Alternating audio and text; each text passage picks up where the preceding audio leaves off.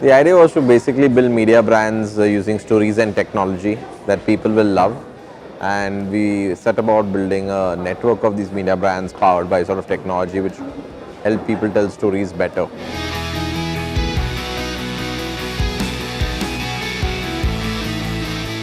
It's been incredible, this started around my living room table with 3 people, and when today it's I think a company which has done some great work. I'm super proud of what people over here have been able to achieve, and I like super stoked at what we've been able to do in these 5 years. I think we could have done a lot better, but what we have done so far is incredibly heartwarming.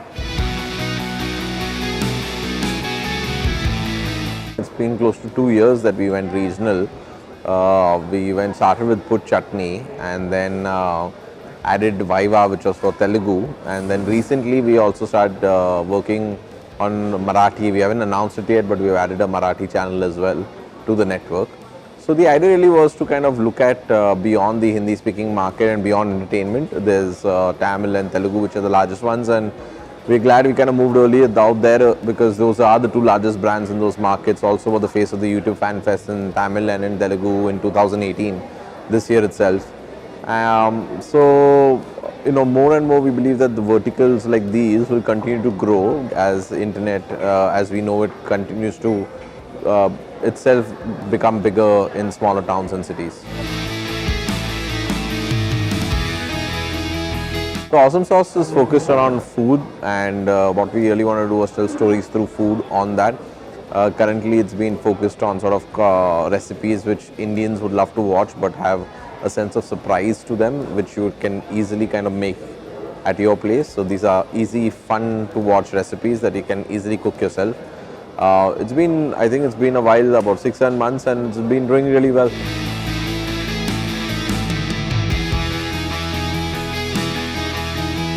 Campaign came from the insight a creative team had, saying that only once in 4 years do you actually change loyalties from being an Indian to any other country. Besides that, it only happens with football, and it only happens during the World Cup that people become so passionate about another country which is not their own. And that's where the core idea of Meri Dusri Country came out, and the team at Sony with Kedar, the client, and everybody else was super receptive about it. And I'm glad that it was a really warm relationship which led to such great work coming out of it.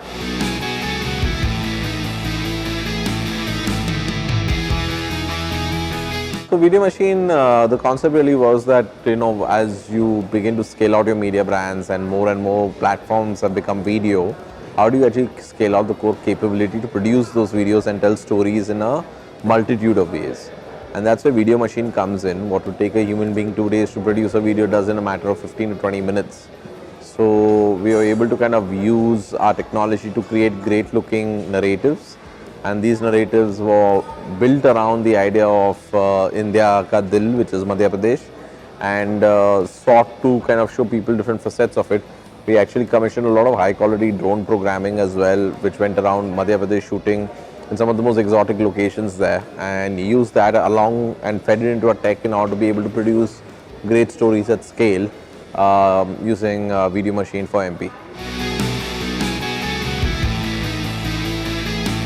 I think the way we are structured as a firm, there's a lot of creative independence. It's editorially fairly focused, whereas the sort of the core infrastructure is all horizontals. So what happens there is that there is a unique voice and sort of texture to each brand, which we can keep alive by ensuring that they work independently. They work together, but they still work independently, and that allows the voice to remain separate and continues to make sure that they get the support they require from the rest of the system. Depends on some projects. I'm a little more hands-on. On most of them, I'm not as much. I'm hands-on on the overall sort of numbers around it, but not in terms of the day-to-day. I think the good part about having a great team over here is that a lot of those things get taken care of, and I don't have to really kind of go into it. In certain cases, when larger projects catch my fancy, or I feel like I need to be involved in this, in that case, it's more out of passion than requirement that I end up getting involved. The mantra is to be able to know who you're talking to and be clear that this programming is for those kind of people, whether it's a kind of thought, mentality, community, culture, or region.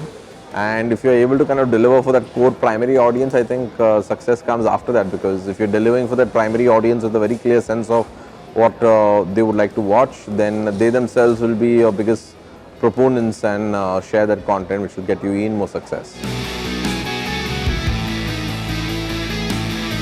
I think, as always, great stories remain at the heart of it, and the ability to kind of consistently tell them helps you build communities, and building communities that are thriving on those stories helps build a good business.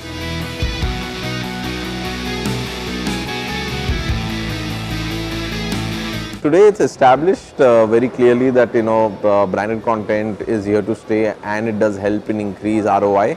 There are many studies, including of our own as well as from our other friends in the space, that show that this kind of offering delivers for advertisers.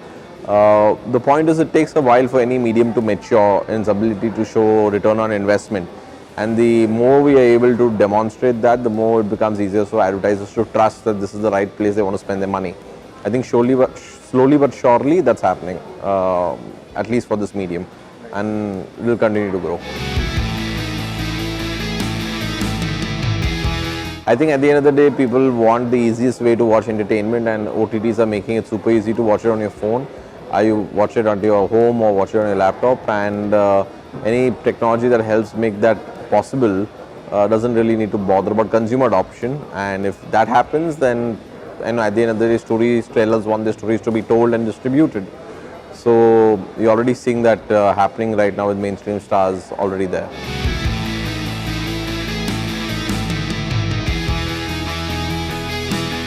No, there is an explosion of content. I think it will become harder and harder to be able to find the right audience. But I also believe that the paradigm is different for this day and age. What happens is that these platforms themselves end up personalizing the content for you, and hence not every piece of content is meant for you. Only ones which are meant for you end up showing on your feed or on your screen. So while there's an explosion of content, it's clear that there's going to be more content made for niches than masses. For all the updates on digital news and entertainment, log on to digitalhash.com.